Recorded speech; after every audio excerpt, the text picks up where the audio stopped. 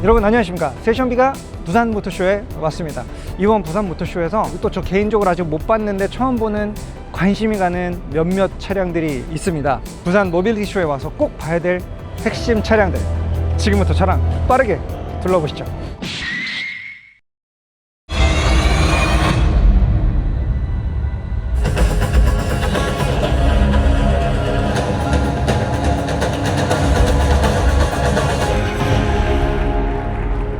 A vehicle that is shaping the future together with us.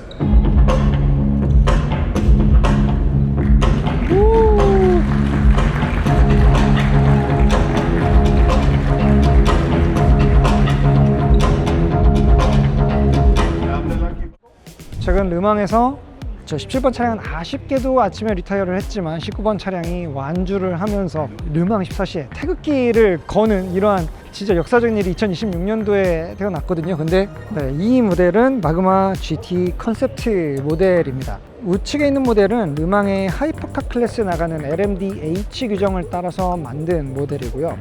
이 모델은 사실상 GT3 레이스에 나갈 수 있는 레이스카의 기반이 될 수 있는 양산형 모델이라고 보시면 될 것 같습니다.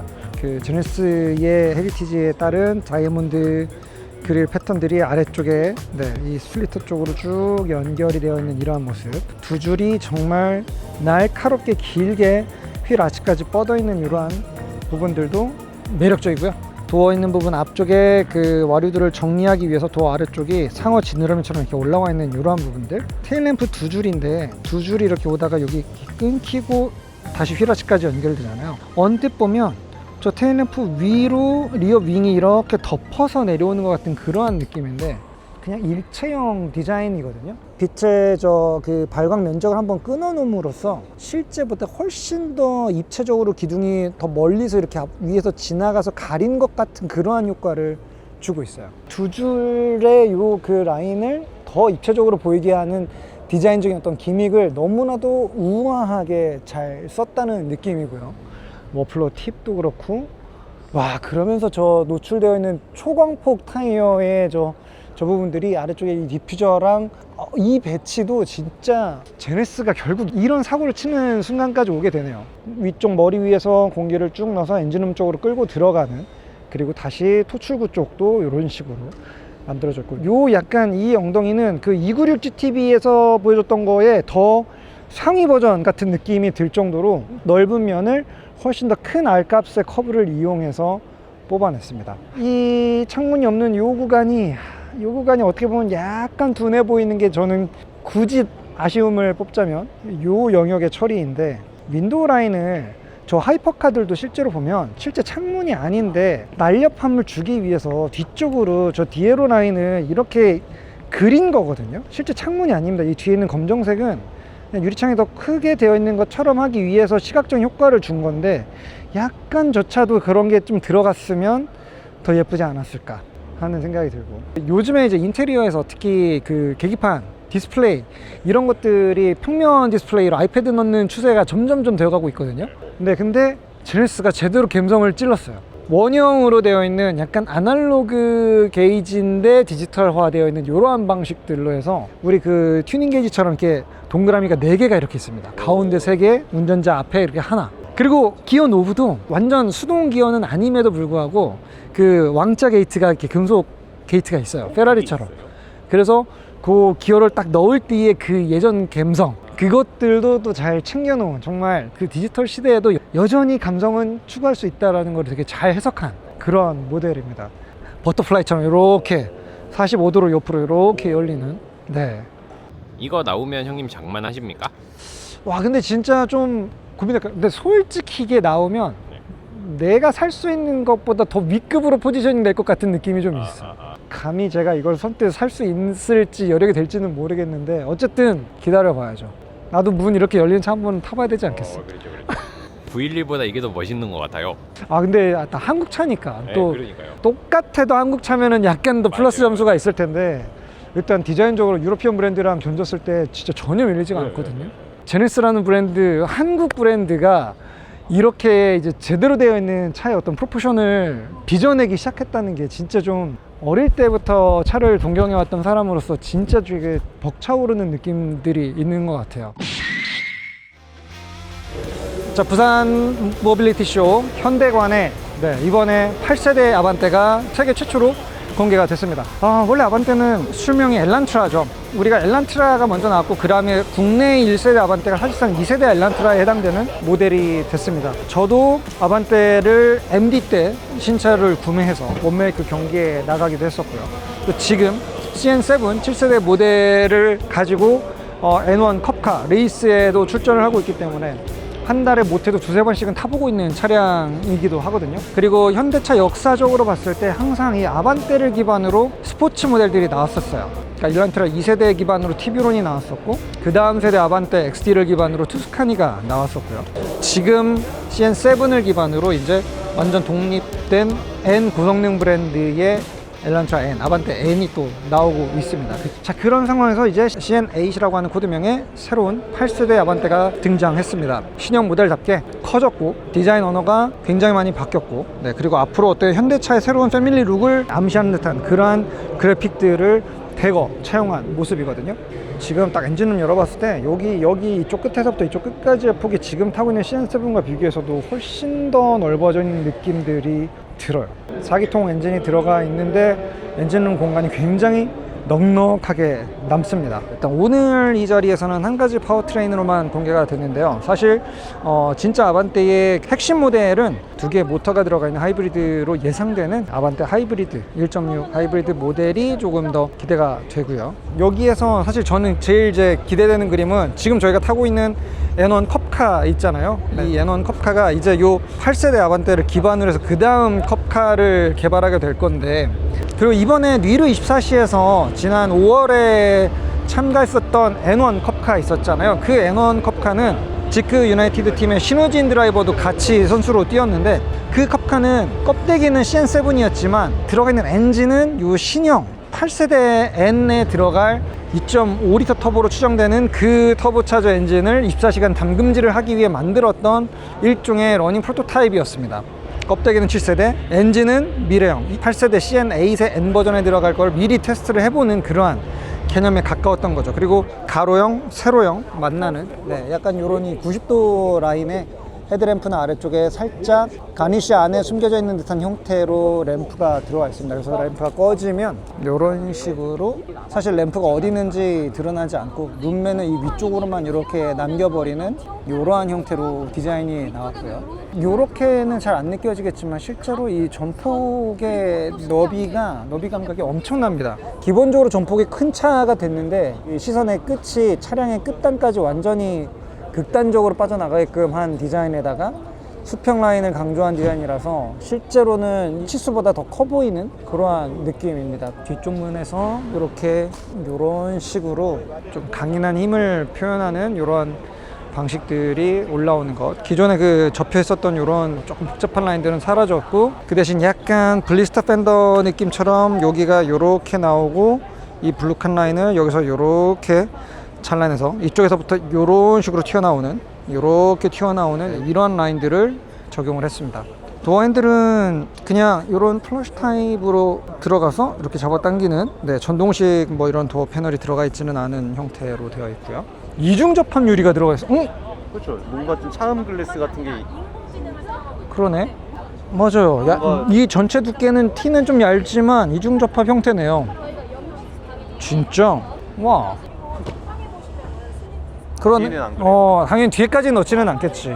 어쨌든 놀랍네요. 이 준중형 세그먼트에서 요게 또 사실 가장 기본형 엔진이거든요. 이 위로 이제 1.6 하이브리드 나오고 나중에 뭐 2.5 터보 N 버전도 뭐 나오고 할 건데, 엔트리 버전에 이중 차음 유리가 들어갔다는 것도 재밌네요.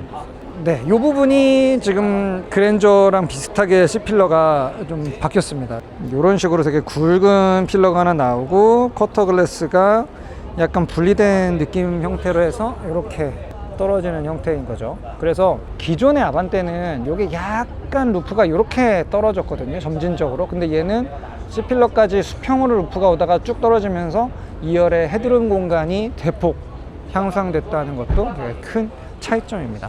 글래스 루프의 길이를 엄청 키워서 거의 2열 유리 중앙 부분까지 떨어지게 되는 이러한 형태의 선루프를 넣어놨고요. 그리고 디에로 라인이라고 얘기하는데 이게 보통 이렇게 이제 창문 주변의 라인을 가는데 얘가 이제 끊깁니다. 여기서 이렇게 한번 끊기고 위쪽만 연결돼서 이런 식으로 떨어지는 이러한 형태. 그래서 여기가 정말 기둥처럼 되게 구조물처럼 튼튼하게 차의 뒷부분을 잡아주고 있는 이러한 느낌? 요렇게 지금 잡아주고 있는데 이게 약간 중후한 느낌들이 좀 있거든요. 그러니까 전체적으로 차가 젊다가 여기에서 갑자기 나이가 조금 들어 보이는 느낌들이 좀 있는데 그것보다 약간 좀 그랜저가 많이 연상이 되죠. 리틀 그랜저 같은 약간 이런 느낌? 요런 느낌들이 여기에 좀 있습니다. 그래서 너무 수직에 가깝게 쓴 요 부분이 여기가 약간 그 뒤쪽에서 뭔가 다른 언어가 섞여 있는 것 같은 그런 느낌들이 좀 없지 않아 있어요. 여기도 되게 매력적이에요. 펜더 라인이 이렇게 오면서 요 위쪽을 한번 접히면서 자연스럽게 뒤쪽에 있는 이 조그만한 스포일러 형태의 트렁크 리드 쪽으로 이렇게 연결되는 요 부분들. 근데 여기도 엣지가 되게 독특하네요. 4개의 면이 각도가 다 다르게 만나서 약간 카메라를 보면 체커 플래그 같아요. 지금 보다 보니까 왜 이 무광 페인트 컬러를 키 컬러로 2대를 세웠는지 알 것 같아요. 이 차에 접히는 부분들의 이 라인의 대비가 지금 무광에서 정말 극명하게 표현이 되고 있거든요. 생각보다 이 차가 가지고 있는 이런 그 엣지 라인들의 존재가 이런 부분들이 진짜 표현이 지금 잘 되는 컬러였어요. 저는 약간 좀 의아했거든요. 이런 무광 컬러가 독특하기는 해도 메인 볼륨이 되기는 좀 어렵잖아요. 근데 뭔가 이 차의 디자인을 드러내기에는 굉장히 좋은 소재였구나 라는 생각이 이 차를 이제 한 20분 정도 보고 있으니까 조금씩 명확해지기 시작합니다. 직선인 줄 알았는데 여기서 요렇게 말려가지고 요 면이 계속 아래쪽으로 이렇게 넘어옵니다. 진짜 이 차 외관에서 딱 커브가 있는 유일한 공간이 여기네. 그리고 이쪽에서 또 살짝 바깥쪽으로 이렇게 벌려져 나옵니다. 약간 이런 식으로 요 라인이 외관에서 유일한 곡선 부분인 것 같아요. 나머지는 진짜 되게 정말 칼로 이렇게 딱 대고 접어놓은 것 같은 이런 느낌들인데 N 버전이 나오게 되면 그동안에 이제 CN7N 같은 경우에는 패널은 그냥 공용으로 썼는데 어쩌면 8세대에는 여기에서 다시 오버펜더가 들어갈 수도 있어요. 흡사 그 아이오닉 5N, 아이오닉 6N이 순정보다 펜더를 조금 더 넓게 이렇게 썼었던 그러한 개념처럼 CN8의 N 버전은 이제 외관에서부터도 차별화가 일어날 수도 있다. 그런데 이게 지금 기본형 스탠스 자체가 워낙 넓은데 만약에 여기에서 저기를 오버펜더로 조금 더 블리스터 펜더를 뺀다 그러면 진짜 미친 볼륨감이 나올 것으로 예상이 됩니다. 그리고 약간 그 라인이 튀어나오게 된다면 저 지금 이미 저 뒤쪽으로 튀어나오고 있는 저 엉덩이 라인 있잖아요. 돌출 부분들 여기 이렇게 나가는 저 부분에 되게 잘 맞을 것 같아요. 이미 오버펜더를 빼기 위해서 지금 여기를 살짝 이렇게 접어놓은 이 공간에서 조금 이렇게 나온다고 하면 어쩌면 이 차 디자인의 완성형이 되지 않을까? 라는 그러한 예상도 좀 들기는 하고요. 여기에서 약간 이렇게 양감이 여기서 조금 더 시작돼 가지고 이 부분을 조금 더 이렇게 뺀다 하면 물론 그게 이제 N의 디자인이 될지 안 될지 저의 그냥 예측일 뿐입니다. 근데 적어도 N1 컵카는 당연히 여기가 나올 거거든요. N1 컵카는 지금도 저희가 CN7 기반으로 오버펜더를 붙여서 이쯤에서부터 나가고 있는데 그 라인을 미리 이렇게 잡아준 것 같아요. 여기서부터 더 빼세요 라고 이렇게 뭔가 레이스 버전을 약간 염두를 해놓은 것 같은 약간 이런 느낌? 여기에 먼저 좀 있습니다. 뒤쪽으로 이렇게 스포일러 라인 쪽으로 떨어지는 요 부분의 연결도 이미 좀 되어 있기 때문에 CN8의 N 버전 역시 한 1년 정도 후에 발표가 되겠죠? 그러면 꽤 기대가 좀 된다. 그런 느낌들이 좀 있습니다. 짜자잔. 질렐은 플레오스 기반으로 되어 있는 대화면 이 모니터가 좀 새롭게 들어와 있습니다. 그리고 계기판은 제가 좋아하는 방식으로 정말 슬림한 타입으로 폴스타처럼 이렇게 작게 표시되는 DID가 헤더 위치가 필요 없을 정도로 이 위쪽으로 넘어와 있죠. 그러니까 실질적으로 운전대보다 위쪽으로 계기판을 보게 되는 요즘 iX3도 그랬고 볼보나 폴스타들이 쓰고 있는, 그리고 저도 사실 여기 이렇게 큰 계기판이 있는 거는 굳이 필요가 없다는 데 동의하는 사람으로서 되게 반가운 변화라고 할 수 있습니다. 앞쪽 시선, 그리고 필요한 정보만 보고, 그리고 조작부는 넓게 스크린으로 터치 방식을 쓰고 있는. 또 이제 여기 아래쪽에는 물리 버튼들로 공조 쪽에 바로가기 버튼들을 남겨놨고, 볼륨이랑 선국 이런 부분들도 그대로 물리 버튼이 남아 있습니다. 근데 이게 보통은 화면 대비 때문에 컬러를 똑같이 안 하는 경우들이 있는데, 근데 얘 문이 90도로 열리는데? 이 뭐야? 이거 디테일이 좋다가 정말 이거 90도 다 열리나 설명 문이? 안 열리잖아. 네, 문을 굉장히 시원시원하게 열어놨네요.